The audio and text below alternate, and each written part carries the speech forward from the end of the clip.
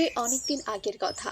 মিরপুর নামের এক শহরে রিমা নামের এক মহিলা বসবাস করত। রিমার দুটি পুত্র ছিল। তারা দুজন অনেক বড় ব্যবসায়িক ছিল। ব্যবসার টাকা দিয়ে তাদের সংসার অনেক ভালোভাবেই চলে যেত। তারা দুজন অবিবাহিত ছিল। তাদের মা এই বিষয়টি নিয়ে অনেক চিন্তিত ছিল। তাদের জন্য পারফেক্ট বৌমা কোথায় পাওয়া যাবে। একদিন সকালের কথা, সুজন ও রোহান দুই ভাই ব্যবসার কাজে যাওয়ার জন্য বেরিয়েছে।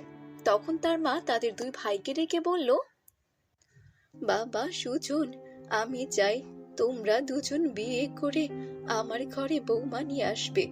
তোমরা যদি এখনো বিয়ে না করো তাহলে আমি নাতি নাতনির মুখ না দেখে ও পারে চলে যাব। তোমরা দুজন জলদি একটা করে বিয়ে করে নাও বাবা। হ্যাঁ মা, তুমি কিন্তু এই বিষয়টা একদম ঠিকই বলেছো। আমাদের তো জীবনের প্রয়োজনীয় সমস্ত কিছু রয়েছে। আমাদের কাছে রয়েছে বিলাসবহুল গাড়ি, বিলাসবহুল বাড়ি, আরো টাকা পয়সা কত কি। আমরা তো যখন ইচ্ছা তখনই বিয়ে করতে পারি। কিন্তু মা, আমাদের এখন দুই ভাইয়ের যে বিয়ে করা উচিত এটা আমি মেনে নিলাম, কিন্তু আমরা তো আর যেমন তেমন মেয়েকে বিয়ে করতে পারবো না। মেয়েকে কিন্তু অবশ্যই সুন্দরী হতে হবে।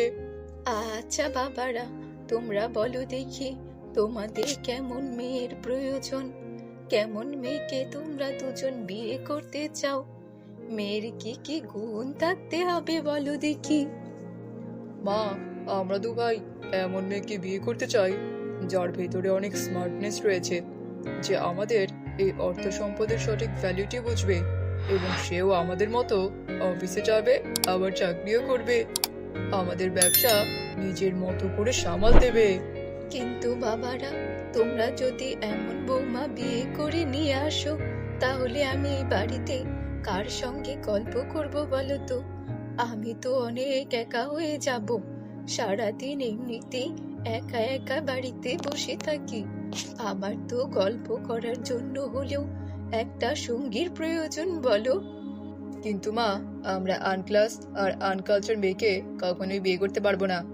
আমাদের বউরা হবে অনেক স্মার্ট, যাদের নিয়ে আমরা সব জায়গায় ওঠা বসা করতে পারবো। এমন না হলে আমরা বিয়ে করতে রাজি নই।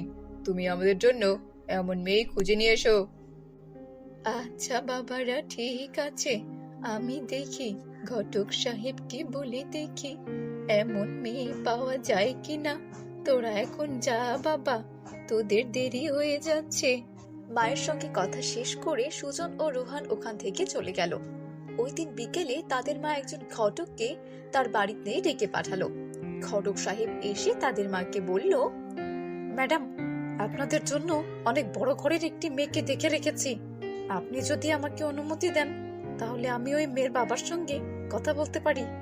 ওদেরকে আপনাদের সম্পর্কে আমরা সবটাই খুলে বলেছি। ওরা এই বিয়েতে রাজি আছে। এখন আপনারা রাজি হলেই বিয়েটি একদম সম্পূর্ণ হয়ে যাবে। আমি কি তাদের সঙ্গে কথা বলবো? ঘটক সাহেব, আপনি তো সবই জানেন। আমার ছেলেরা বিয়ে করতে চায় এমন মেয়েকে, যে মেয়ে দেখতে শুনতে অনেক সুন্দরী হবে এবং স্মার্ট হবে, সাথে তাদের মাথায় দুর্দান্ত বুদ্ধি থাকতে হবে। আমাদের সমস্ত অর্থ সম্পদ দেখে রাখার মতো ক্ষমতাও তার ভেতরে থাকতে হবে। আপনি কি এমন গুণ সম্পন্ন কোনো মেয়ে আমার ছেলেদের জন্য খুঁজে দিতে পারবেন? যদি তাই হয় তবে আপনি তাদের সাথে কথা বলতে পারেন। বলছি কি ম্যাম, এই মেয়ে দুটি ঠিক তেমনই যেমনটা আপনি চাচ্ছেন। ওরা লন্ডন থেকে পড়াশোনা শেষ করে এসেছে। ওরা দুজন অনেক স্মার্ট এবং ওরা সবসময় ফরেনার কাপড় চোপড় পরে থাকে। ওরা অনেক বড় বড় অনুষ্ঠানে অ্যাটেন্ডও করে। আপনার ছেলেরা যেমন চেয়েছে ওরা দুজন কিন্তু ঠিক তেমনই। হ্যাঁ হ্যাঁ ঘটক সাহেব, আপনি বরং পাকা কথা বলে ফেলুন। মেয়ে যখন পেয়ে গেছি তখন আর দেরি কিসের? জলদি জলদি আমি আমার বাড়িতে বৌমা নিয়ে আসতে চাই। আমি আর একা একা থাকতে চাই না। তার সঙ্গে কথা শেষ করে ঘটক ওখান থেকে চলে গেল। আর কিছুদিন পরে ওই মেয়েদের সঙ্গে তাদের দুই ভাইয়ের বিয়ে হয়ে গেল। এভাবে কেটে গেল বেশ কিছু বছর। একদিন সকালে তাদের মা ঘুম থেকে উঠে তার ডাইনিং রুমে বসে চা খাচ্ছিল। ঠিক ওই সময় সুজনের স্ত্রী ওখানে চলে এলো। মা, আজকে আমাদের অফিসে যেতে ইচ্ছে করছে না। আজকে বাইরে অনেক বৃষ্টি হচ্ছে, এই জন্য আজকে আমরা বাড়িতেই থাকবো। আপনি একটু ভালো মন্দ রান্না বান্না করুন। বাইরের খাবার খেয়ে খেয়ে আমরা অসুস্থ হয়ে পড়েছি। আজকে বরং আমরা ঘরের খাবার খাবো। আর অনেকদিন আপনার হাতে রান্নাও খাইনি। আপনি যদি কিছু মনে না করেন তাহলে রান্না করতে পারেন আমাদের জন্য।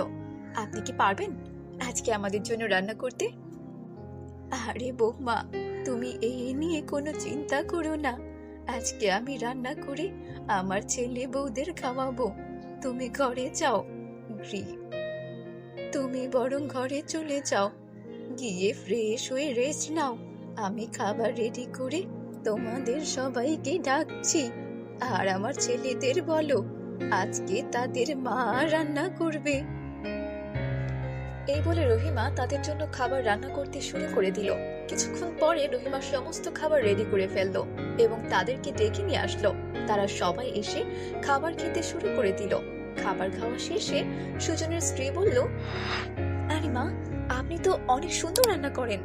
আপনার হাতে জাদু আছে বলতে হবে। এত স্বাদের খাবার আমরা এর আগে কখনোই খাইনি। অনেক টেস্ট হয়েছে। আমাদের জন্য এত কষ্ট করার জন্য আপনাকে অসংখ্য ধন্যবাদ। আপনি আমাদের জন্য অনেক কষ্ট করেন। আপনার ঋণ আমরা কখনো শোধ করতে পারবো না মা। আমাকে ধন্যবাদ দেওয়ার কি আছে মা? তোমরা দুজন তো আমার মেয়ের মতোই। আমি সব সময় চেষ্টা করি আমার ছেলেদের বাড়ির খাবার খাওয়াতে। তোমরা আমার কাছে আমার মেয়ের মতো। তোমরা আমাকে এইভাবেই ভালোবেসে যেও। এভাবে তাদের সংসারে অনেক সুখে শান্তিতে ও মজায় কাটছিল। কিন্তু হঠাৎ করে নেমে আসলো তাদের সংসারে দুঃখের ছায়া। তাদের ব্যবসায় অনেক টাকা লস হয়ে গেল। তারা দুই ভাই এখন কিছুতেই বুঝে উঠতে পারছিল না যে তাদের এখন কি করা উচিত। তারা বাসায় এসে অনেক মন খারাপ করে বসেছিল। তখন তাদের স্ত্রীরা এসে তাদেরকে বলতে লাগলো, এ কি, তোমরা এভাবে মন খারাপ করে বসে আছো কেন? কি হয়েছে তোমাদের? আমাদের বলো না তোমাদের মন খারাপের কারণ। আর বলো না, আমরা যে এক্সপোর্ট ইম্পোর্টের ব্যবসাটা করতাম ওটা ব্যান হয়ে গেছে। জানি না কোন কারণে এমনটা হলো। আমাদের কোটি কোটি টাকা যে লোকসান হয়ে গেছে। আমাদের যে 2টা ফ্যাক্টরি ছিল ওইগুলো বন্ধ করে দিয়েছে সরকার। কেন যে এমন হলো আমাদের সঙ্গে আমি তো কিছুতেই বুঝতে পারছি না। এখন আমরা কি করব এটাও যে বুঝতে পারছি না। হয়তোবা আমাদের পেছনে কোনো শত্রু লেগেছে, এজন্য আমাদের সঙ্গে এমনটি হয়েছে। তবে তোমরা এখন কোনো চিন্তা করো না। আমরা দুই বোন বিদেশে থাকার সময় পড়াশোনা করে এটা শিখেছিলাম। ব্যবসায় লস খেয়ে জিরো হওয়ার পরে কিভাবে উঠে দাঁড়াতে হয়। আমরা দেখি এই ব্যবসাটি আবারও আমরা দাঁড় করাতে পারি কিনা। কি বলছো কি তুমি? তুমি আবার কিভাবে ব্যবসাকে দাঁড় করাবে বলো তো? এখন তো আমাদের হাতে কিছুই নেই। তাছাড়া তোমরা তো কখনো আমাদের ব্যবসায় বসোনি, এগুলো কি তোমরা বুঝবে? আমরা যখন অনেক ছোট ছিলাম তখন বাবা আমাদের নামে ব্যাংকে কিছু টাকা রেখে গিয়েছিল। ওই টাকা দিয়ে আমরা ব্যবসা শুরু করব। তোমরা এই নিয়ে কোনো চিন্তা করো না। চিন্তা করে আর কোনো লাভ নেই। এখন শুধু আমাদের এটাই ভাবতে হবে যে ব্যবসায় যে লসগুলো হয়েছে এটা কিভাবে ঠিক করা যায়। একবার অন্তত চেষ্টা করে দেখি না কি হয়।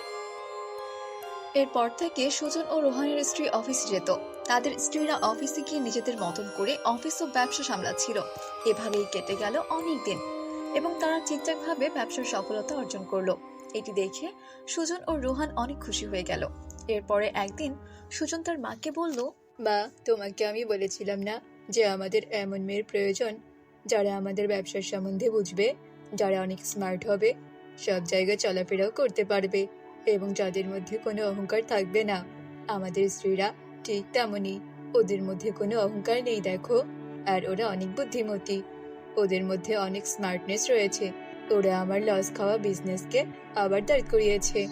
আজ ওদের জন্য আমরা আমাদের ব্যবসা ফিরে পেয়েছি মা। হ্যাঁ, আমাদের বৌমারা অনেক স্মার্ট। তাদের মধ্যে সব ধরনের জ্ঞান রয়েছে। ওরা আমাদের কাছে আশীর্বাদ রে বাবা।